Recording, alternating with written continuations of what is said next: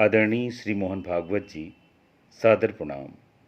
मैं एक 4 आने का 2 टके का हिंदुस्तानी वेटनेरियन। सरकार की उपेक्षा का शिकार हम वेट्स संसाधनों के अभाव में दिन रात पशु सेवा में लगे होते हैं। समाज की और गांव के सबसे निचले स्तर पर पहुंचकर हम गरीबों के साथ, पशुओं के साथ काम करते हैं। किसानों की आय को दुगना करने का अगर सही मायनों में कोई प्रयास करता है तो वो वेटनेरियन होता है। पर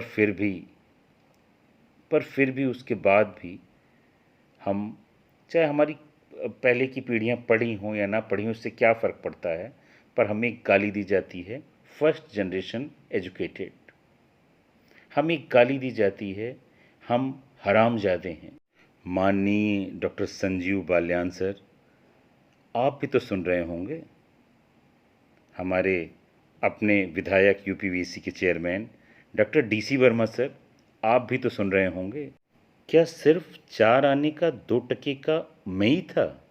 नहीं, पूरा वेटनरी समाज, पूरी हमारी फ्रेटर्निटी को गाली दी जा रही है।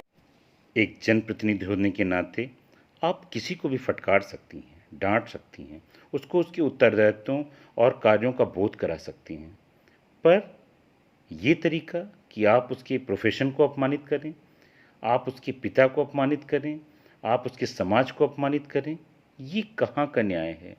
आप उसे 2 टके का बोलें, आप उसे हरामी बोलें, आप उसे हरामजादा बोलें, आप उसको इतना अपमानित कर दें कि वो ये सोचे कि वो जिंदा क्यों है।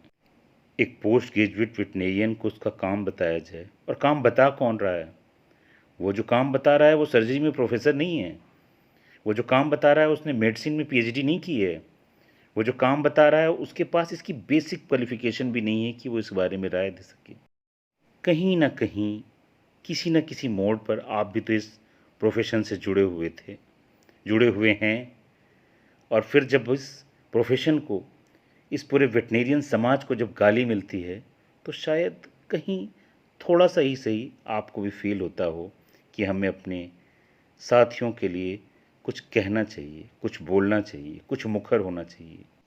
आज वो समय है जब हमारी प्रोफेशन पर लानत भेजी जा रही है, हमारी जड़ों को पे उंगली उठाई जा रही है। हर उस आदमी, हर उस शख्स ने जिसने कभी भी वेटनरी कॉलेज का मुंह देखा है, आज ज़रूरत है उसकी कि वो अपनी आवाज़ उठाए, वो बोले। वो चाहे इस समय सत्ता के शिखर पर बैठा या हो, वो किसी वेटनरी हॉस्पिटल पे बैठा हो। अब ये समय चुप रहने का नहीं है। अगर आप चुप रहते हैं तो ये आपकी मर्जी है, पर इतिहास भी और आने वाला समय भी आपको इसके लिए कभी माफ़ नहीं करेगा। धन्यवाद।